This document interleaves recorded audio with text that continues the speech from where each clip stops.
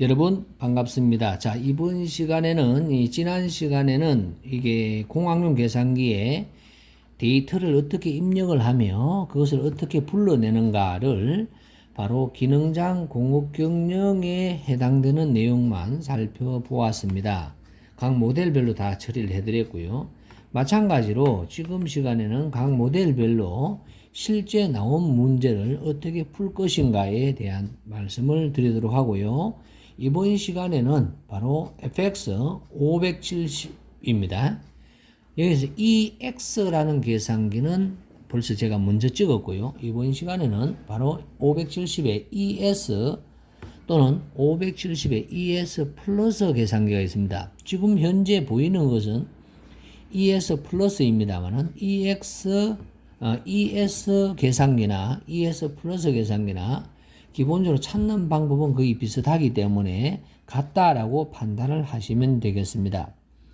자, 여러분 유인물은요, 계속 말씀드린 바와 같이 두드림 품질 교실에서 자료를 다운을 받으셔야 된다라고 말씀을 드리고요. 자, 시작을 하겠습니다. 먼저 on이라는 걸 누르면 이렇게 화면이 켜지게 됩니다. 기능장 공급경영 기출문제 공학용 계산기 사용법 5번이라고 되어 있고요. 자, 첫 번째 문제는 제곱합을 구하라 하였고 03년도 다음에 18년도에 나왔습니다. 그럼 이 데이터인 경우에는 바로 계산기 입력을 해야 되죠. 그래서 Shift 왼쪽에 있고요. 오른쪽에 셋업이 아니죠. 모드죠. MOD를 누릅니다. 누르게 되면 여러 개의 영어가 나옵니다만 여기서 3번이 되겠어요. SDAT 통계라는 데이터로 가게 되고요. 야는 하나의 변수다 해서 1번입니다. 항상 사용하는 게 이거밖에 없어요. 이렇게 하면 바로 테이블이 나오게 되고 지금부터 입력을 합니다. 18.8이 있다 라고 하면 M 플러스가 아니고 none입니다. 야는요. 어떤 계산기는 또 M 플러스도 있어요. 이렇게 equal을 하면 들어가게 됩니다. 다음에 19.1이라고 하고 none. 다음에는요 18.8 다음에 18.2 다음 18.4 다음에 18.3 다음에 19 다음에 18.6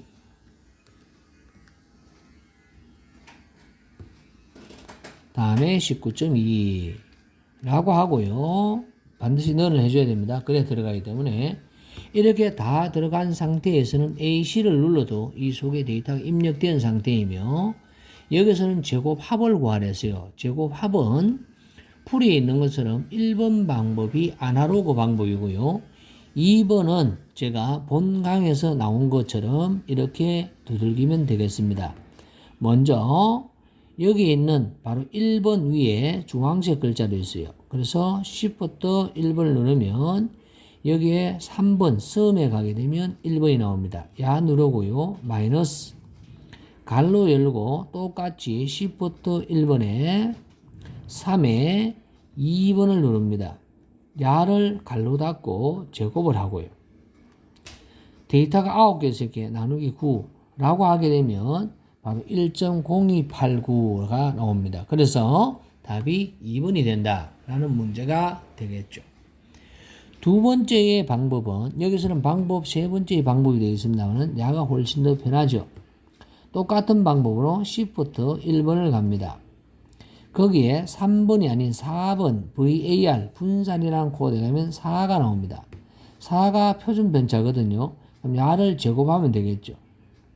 그리고 곱하기 n-1 즉 8개가 되겠어요. 왜? 9 빼기 1이니까 이것이 바로 제곱합의 공식이 됩니다. 그래서 1.028 이런 것이 나오죠. 그래서 5번은 답이 2번이 된다라고 말씀을 드리고 싶고요. 이 FX570 ES 플러스가 지금 현재 제가 알기로는요. 우리가 산업인력공단에서 시험 치는 수강생들이 가장 많이 사용하는 하나의 계산기다라는 말씀을 드립니다. 6번을 하겠습니다. 6번은 또 다음 데이터에서 통계량을 계산하라. 다음 중 틀린 것은 이므로 그러면 데이터를 지우고 새롭게 다 들어가야 될 거예요. 이 계산기는 이렇게만 해도 원래 하는 것처럼 입력하는 모드 형식으로 가더라도 이렇게 들어가게 됩니다. 테이블이 나왔고요. 시작 21.5가 됩니다. 는 다음에 23.7이 되겠고요. 는 다음에 24.3이고요. 는 27.2 는 29.1 는 이렇게 해서 5가지를 입력을 하겠죠. 5개를 입력을 하고 난 후에는 자 다음에서는 범위는 이야기해요. 범위는 다시 빠지고요. 제일 큰 값 빼기 제일 적은 값이니까 범위를 찾을 수 있는지 볼까요? Shift 1번에 가보게 되면 sum이라든가 있는데 6번을 보이게 min max가 있으므로 6을 가볼게요. 여기에서 min x가 2번이므로 2번 마이너스 똑같이 Shift 1번에 바로 6번에 바로 1번을 누르면 min x 마이너스 maximum x 마이너스 minimum x 이렇게 하면 이게 범위가 되겠어요. 그러면 7.6이 되겠고요. 그래서 맞습니다. 같은 방법으로 제곱합은 Shift 1번에 4번을 가서 표준 편차 4를 누르고 제곱하고 곱하기 8 얘는 8개가 아니었어요. sorry요. n 이렇게 둘, 넷, 다시 4를 곱해야 돼요. 5 빼기니까 그렇게 계산하게 되면 35.952가 나오는데 7.59라고 했으니까 틀린 것이 되겠습니다. 다음 똑같이 Shift 1번에 min max 6번에 가보면 아무것도 없네요. 할 수 없네요. 야는요 데이터를 크기 순서대로 나열을 하고 싶어요. 무슨 말이냐? 중앙값은 데이터를 크기 순서대로 나열했을 때 중앙에 위치한 값이 뭐로? 제일 작은 게 21.5고요. 제일 큰 게 29.1이고 5개의 데이터 중에서 중앙에 있는 것은 24.3이죠. 그냥 24.3 이렇게 할 수밖에 없겠네요. 그러나 4번 같은 경우는 이렇게 Shift 1번에 가고 다시 바로 4번이었어요. VAR에 가게 되면 표준 편차가 4번이었으니까 야를 제곱하면 분사이겠죠. 해서 는을 하면 6.8.988이 나옵니다. 그래서 맞는 말이 됩니다. 자, 여러분 입력할 수 있고 계산해낼 수 있겠죠. 다음에 8번 같은 경우는요. 이항분포입니다. 항이 2개인 경우에 인데요. 야는 어떻게 풀게 돼요? 라는 내용은요. 여러분은 이거는 이론적인 백그라운드 또는 문제에서 해결해 드렸고 여기서 제가 해결을 하려고 하는 것은 계산기를 어떻게 두들겨요? 라는 겁니다. 5개를 뽑았다. 그럼 5를 누르고요. 다음 C가 나오도록 하는 것은 어디 있느냐? 바로 나누기에 있어요. 나누기에 여기 보시게 되면 주황색으로 있으므로 Shift 누른 후에 바로 나누기를 누르면 제가 C가 뜨죠. 그럼 1이라고 하고 어디에서 곱하기 0.15에서 부적합품 이렇게 0.15에서 1성 자 0.15에서 1성은 X 이렇게 갈로 다접기 이렇게 하면 되겠죠. 자 맞죠? 그 다음에 0.15가 아닌 것은 곱하기 갈로 열고 1 빼기 0.15입니다. 0.15를 0.15라고 해야 되고요. 예, 야는 바로 4개가 나와야 되는 앞에 1개 나왔어요. 그냥 4, 4제곱. 그래서 여기에 누르고 4하고 갈로 하면 답이 될 것 같네요. 라고 계산하면 0.392가 나오겠습니다. 0.392. 3915까지 되네요. 그래서 문제 8번이 맞는 말이 아니고 이렇게 계산하는 것이다 라고 이야기를 할 수가 있겠습니다. 다음에는 바로 초기화 분포는요. 바로 분자가 3 컨비네이션 제로이기 때문에 3을 누르고 앞서하고 마찬가지로 Shift 누르고 나누기를 누르면 C가 뜨고요. 그러면 3,0예요. 3C0 곱하기 하나 더 있습니다. 27C5입니다. 27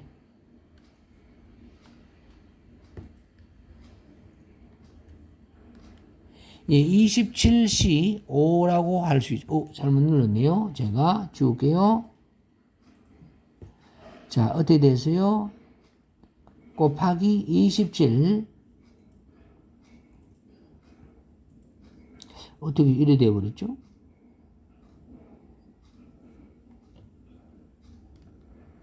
(27C) 예, 여러분 27C가 야는 5가 되어 있습니다. 5 됐죠? 나누기 자, 그 다음에 50C5입니까? 30C5입니까? 어이구, 이제 눈이 침침해서 30C5네요. 30C. 옳지? 30C.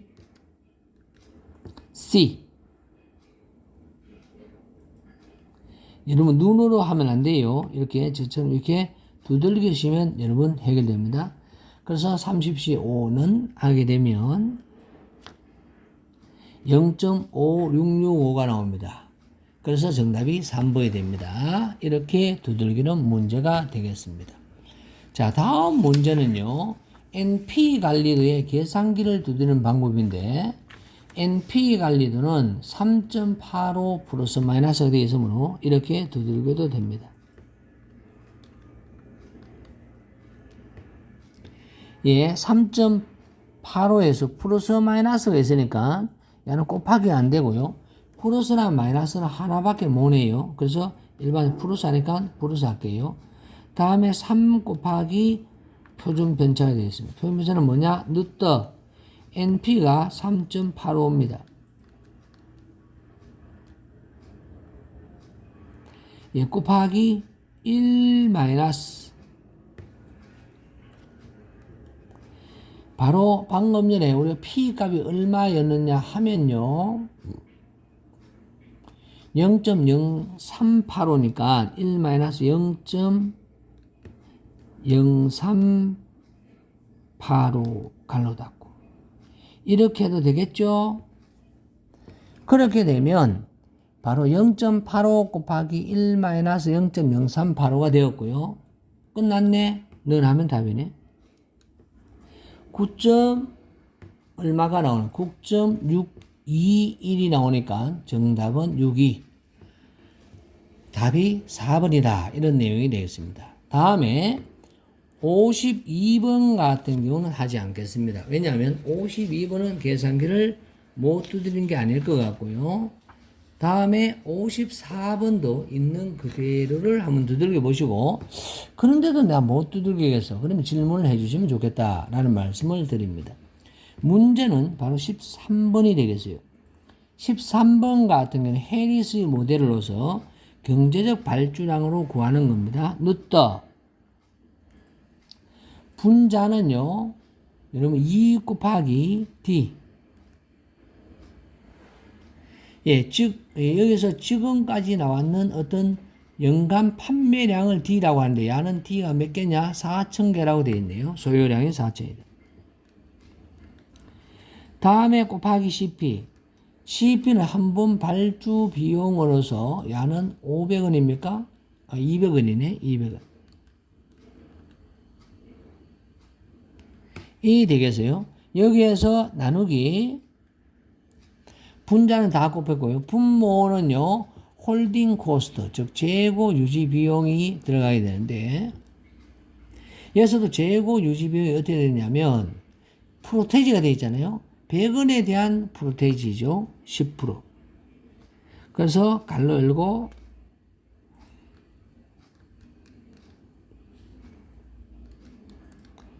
자, 100원에 대한 프로테이지는 이건 0. 뭡니까? 여기서는 재고 유지 비율이 바로 PI가 되는데 100원에 대해서 0.1, 100 곱하기 0.1 여기서 참고로 0.1을 .1로 나타내도 됩니다. 이렇게 계산하면 400이 나옵니다. 그래서 정답이 400이다 라고 이야기를 할 수가 있습니다. 다음에 23번도 누가 계산기를 천천히 틀리지 않게 명확하게 두들기느냐. 그러면 순서대로 두들기면 되는데 바로 이 23번 같은 경우도 약간의 애로사항이 있습니다. B 빼기 A 나누기 3이 되었다라는 거죠. 소리. B 빼기 마이너스 A. 빼기를 왜 두 번 합니까? 소리요. 그게 3포는 왜 가죠? 이렇게 하겠습니다. 23번은 다시 좀 정리하겠어요. 23번은요. 바로 퍼터 CPM에서 기대값을 구하는 내용인데요. 먼저 expected time이라는 기대값은 기대 시간치는요. 6분의 A 더하기 이렇게 됩니까? 그대로 이것도 할게요. 갈로 열고 있는 그대로를 두들겨 주는 게 좋습니다. 5 더하기 다음에는요. 다음에는 8인데 얘는 4 곱하기 8이죠. 다음에 pessimistic time 이렇게 해서 제일 나중에 늦게 하는 12. 그래서 총 6번 되었다 해서 나누기 6을 한다. 이런 말이 되겠습니다. 예, 그렇게 계산하면 바로 20 뭐 잘못됐나? 뭐 잘못됐죠? 아하. 제가 한번 확인해 볼게요. 이런 바보 같은 거 했다는 거죠. 5 더하기 해야 되는데 5 곱하기 해버렸어요. 그죠? 그럼 야를 del 키를 누르고요. 더하기. 맞죠? 5 더하기 이제 맞습니다. 이렇게 계산을 잘못 두들겨도 이렇게 쉽게 구분할 수 있어요. 그러면 0.87이 나옵니다. 81666 4개 82가 되겠죠? 8.2. 왜 0.2 하죠? 다음에 바로 분산도 마찬가지입니다. B-A의 나누기의 6이 됩니다. 6분의 B-A의 제곱입니다. 그래서 그렇게 대입을 하면 답이 되겠어요. 자, 두들기는 방법이 이러하였고요. 일단은 요것도 뭐 특별하게 힘들진 아니할 것 같아요. 일단은 약간 제가 13번과 23번을 볼 때 약간 이상하게 말을 했는데 수정해서 조치를 했기 때문에 큰 문제가 없을 것으로 보입니다. 만에 하나 여러분들이 생각이 나시면 좀 모르겠으면 질문을 해주시면 다시 설명을 좀 더 드리겠다라고 말씀을 드리고 지금까지 우리는 공학용 계산기로서 이제 두들기는 방법에 대한 이야기를 살펴보았습니다. fx 572s 플러스였고요. 또 다른 계산기에서 또 뵙도록 합니다. 도움 많이 되셨길 바라고요. 꼭 구독을 눌러주시길 바랍니다. 감사합니다.